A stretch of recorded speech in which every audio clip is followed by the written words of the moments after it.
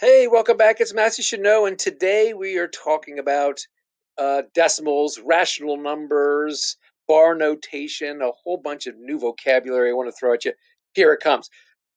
We talked about terminating decimals, and the word terminating means to end something. So a decimal that is a terminating decimal, when we're writing them, will eventually end. So, for example, right here we have 248 thousandths, and I would say that's a really good example of a terminating decimal. Here's another one, 3/10.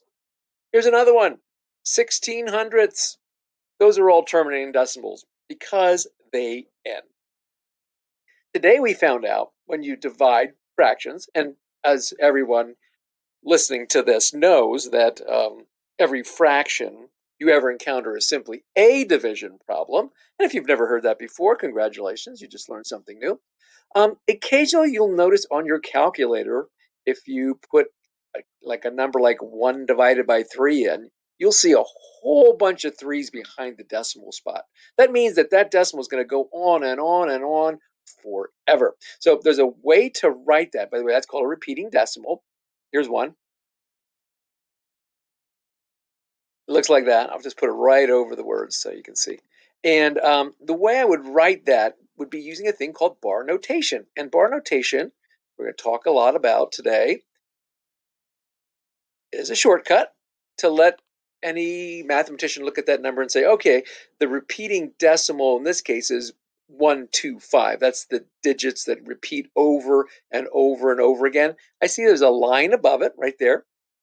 And that tells me that goes on forever. So, in other words, this first one that I put up here, this repeating decimal here, is exactly the same thing as this bar notated decimal here. And in case you forgot what a rational number is, I think the easiest way to go about that is just saying, you know what, a rational number that is any number that can be represented as a fraction. So we're heading back in that direction again. Let's take a look at an example of how to use bar notation. The problem is this, right? 1/9 is a decimal. Got it. Every fraction, every counter is simply a division problem. My numerator becomes the first number in this division equation. The second number is my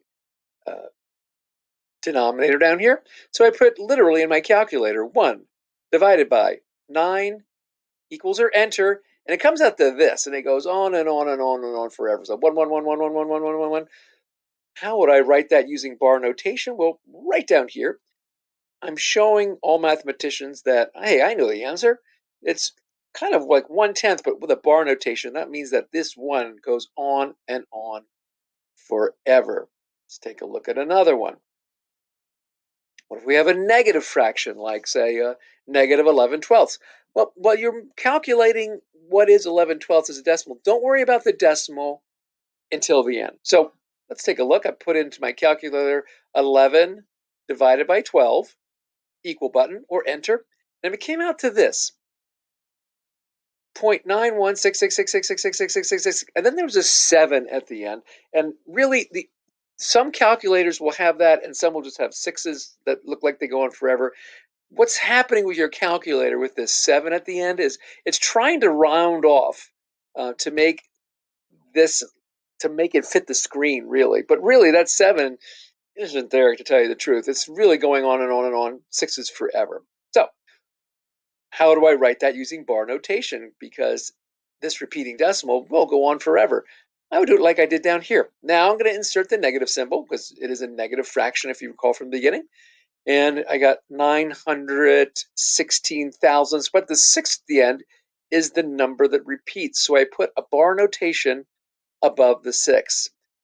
If you haven't watched the how to write bar notation, highly recommend that. That's the video right above this one. Okay, let's do one more and then I'll turn you loose. Let's go down to this one right here. We have two interesting things. It's a negative number, first of all, and it's a mixed number. The equation says write -4 and 5/6 as a decimal. Got it.